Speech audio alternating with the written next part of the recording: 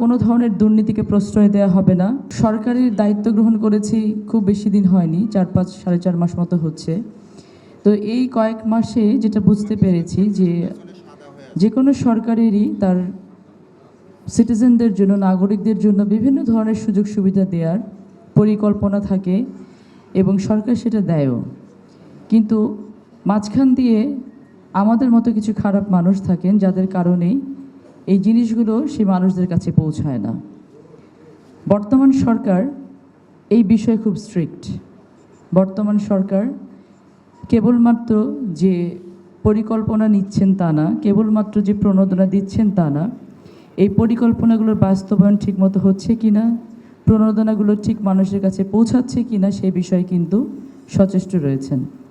আপনারা জানেন কি না, আমাদের লালপুর উপজেলাতে এবং বাগাতিপাড়া উপজেলাতে যতগুলো উন্নয়ন কর্মকাণ্ড শুরু হয়েছে, রাস্তাঘাট থেকে শুরু করে আপনাদের স্কুল কলেজের যেটা বিল্ডিং কনস্ট্রাকশন হোক, রিকনস্ট্রাকশন হোক, নতুন ভবন তৈরি হোক, অথবা যে কোনো কাজ, উন্নয়ন কর্মকাণ্ড যেগুলো এসেছে, বরাদ্দ এসেছে, এগুলো ঠিকমতো করা হচ্ছে কিনা, কোনো দুর্নীতি হচ্ছে কিনা, সেই বিষয়ে তদারকি করার জন্য কিন্তু একটি কমিটি গঠন করা হয়েছে। এটা কি আপনারা জানেন?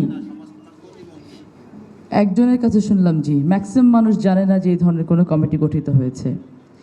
তো যারা এই কমিটিটা গঠন করেছেন, এটা তাদের রেসপন্সিবিলিটি ছিল যে সকলকে জানানো যে এই উন্নয়ন কর্মকাণ্ডগুলো আপনাদেরকে ঠিকভাবে করতে হবে। This is a message. এটা সরকারের পক্ষ থেকে একটি মেসেজ যাওয়া যে আর কোনো ধরনের দুর্নীতিকে প্রশ্রয় দেওয়া হবে না, আর কোনো ধরনের জনগণের হক যারা ছিনিয়ে নেয় তাদেরকে প্রশ্রয় দেওয়া হবে না, এবং বর্তমান সরকার যে জনগণের সরকার, সেটাকে প্রতিষ্ঠিত করার জন্য সকলকে একসাথে কাজ করতে হবে।